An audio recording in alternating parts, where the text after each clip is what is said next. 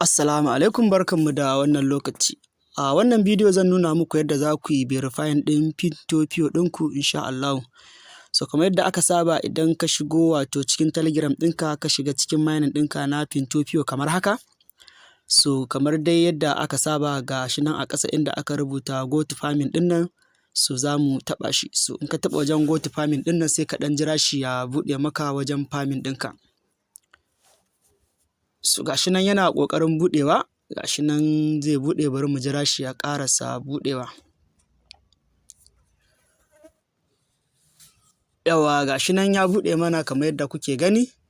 So daman ban daɗe da fita ba ɗazu. So bari mu jira ya buɗe gaba ɗaya ko kuma bari mu taɓa nan wajen verifying ɗin.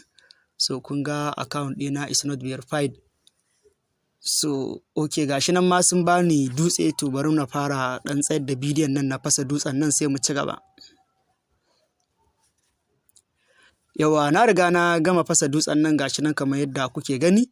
So idan za ka yi verifying na account ɗinka da farko idan ka shigo sai ka taɓa nan gurin da aka rubuta wannan alama F ɗin nan Fintopio, so sai ka taɓa shi.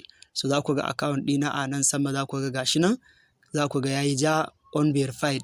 So wannan muke so mu verifying ɗin nan gurin ya dawo verified. So yadda ake verifying ɗin kawai sai ka taɓa shi gurin da aka rubuta unverified ɗin, za ka ga a ƙasa sun rubuta maka identity verification.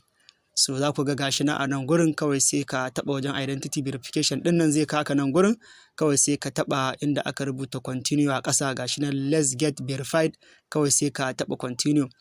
So za ka ga sun ce maka you must be over 18 years, sai ka wuce shekara 18, sannan kuma kar ka zama a cikin US ko wata country da aka yi restricting ɗinta.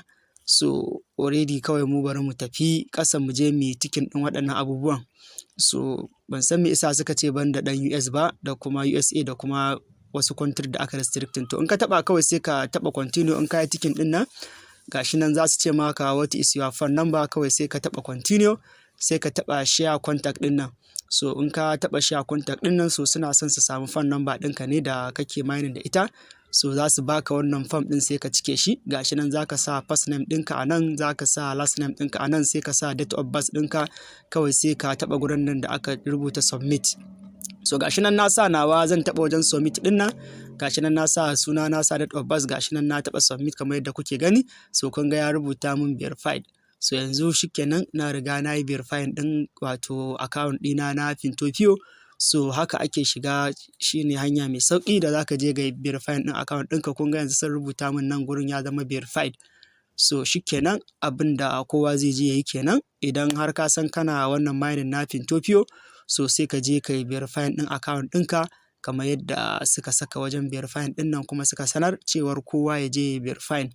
So gashi nan za ku ga wallet ɗina, gashi nan za ku ga basic wallet, ga wato abin da zan iya sawa da abin da zan iya cirewa da komai adadin P2P da za ka iya yi da duk dai wani abu da za ka iya yi a basic da kuma advanced da waye duk za ka gani.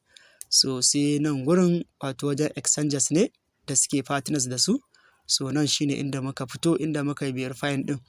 So wannan dai shine a takaice yadda kowa zai je verifying ɗin wato account ɗinsa na Fintopio. Allah ya ba mu sa'a, amin.